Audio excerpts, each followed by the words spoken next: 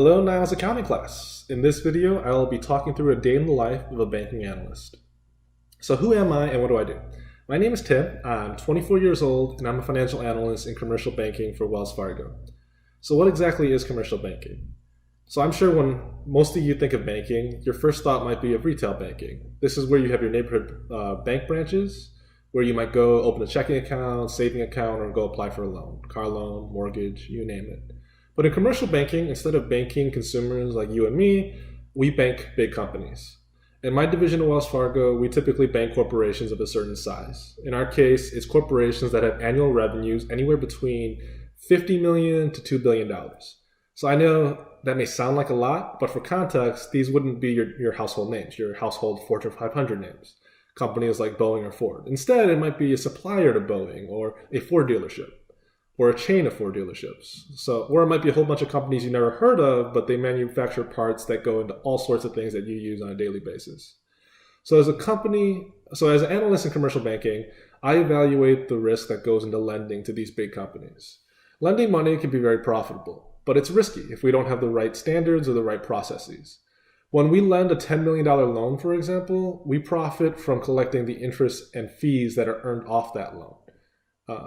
We're not investing, right? So even if the company does well, we can only get back whatever we charge in interest and principal payments. But if we underwrite incorrectly, if we don't evaluate the risk correctly, we could stand to lose the entire loan, the entire $10 million. So my average day consists of internal meetings, calls with clients, and a lot of work on the computer. As high school accounting students, I'm sure all of you guys have used Microsoft Excel, Microsoft Word, at least to some extent. And in banking, I also spend a good time using these same office products, the same software, to build financial models, to make projection sets, and to also write reports. 7 or 8 years ago, I would have been sitting where most of you are sitting now. As a student at Niles West, where I also took accounting and business strategies, I took it with Miss Attic, who I think many of you watching this may know or have classes with yourselves. So I knew early on that I wanted to study business, and I tried to take advantage of the opportunities in high school to learn topics that would help me build a good foundation. So that included high school classes like accounting, business strategies, micro and macroeconomics, but it also included taking advantage of extracurriculars like DECA, where I also competed in many business events over the years. For those of you who are wondering about my my educational background, I studied finance and accounting at the University of Illinois, Urbana-Champaign. While I consider my background fairly typical of a banker or or anybody in a finance-related career, I would say finance and accounting degrees aren't absolutely necessary. I have colleagues that have studied economics, liberal arts, and a whole assortment of other degrees. But again, I would say business, accounting, finance are fairly common, most typical. Even though I studied accounting in college, I am a banker. I'm not an accountant. But I still have a firm understanding of accounting, and I think accounting is absolutely vital. You may have heard it before. Accounting is the language of business. If you're analyzing a company's health and viability, you can only get a full picture if you know how to read their financial statements.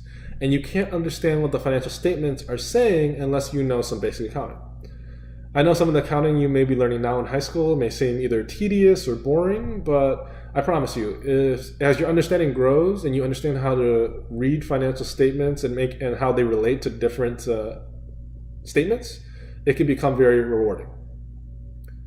So how does my workday look differently now compared to pre-COVID times? Well, I'll start off by saying before COVID, I almost never worked remotely because in-person contact with coworkers and clients is such a big part of what we do. But during COVID, I've had to adapt to a lot of virtual communication and to also just do everything from home. While a lot of my day is still the same, I'm still building financial models in Excel. I feel like a lot of the information gathering process has changed. So instead of actually going out to the location of our clients to see how the business is doing and to talk with management in person, we're scheduling a lot more phone conversations now. And a big part of what we do in banking is also prospecting. Prospecting is trying to win new clients. And that's probably the hardest thing, and it's also a lot less fun to do virtually. Whereas in pre-COVID times, prospecting might be hosting a bank event, hosting meals, wining and dining clients, watching a basketball or baseball game from the box suite at the stadium. all that just isn't possible anymore, or at least not during COVID. But overall, I say I don't do this job to wine and dine CEOs of all these big companies. Even though I've become comfortable working with numbers in Excel, I definitely don't do this job because I love spending all day in Excel. At the end of the day, I think what makes this job worth it to me, for what it's worth anyway, is just being able to work on so many different industries, right? I can honestly say this job never gets boring because one day I might be evaluating a professional sport franchise, whereas the next day I might be looking at an automotive manufacturer. And for that reason, just being able to work with so many different companies and so many different people, it's worth the often long hours and the occasional weekend chasing a deal. So I hope this video has been informative. If you're watching this video and you're also somebody who likes understanding how companies operate and how the trends are going and moving in different industries, maybe one day you too will consider a career in banking. So thank you and good luck.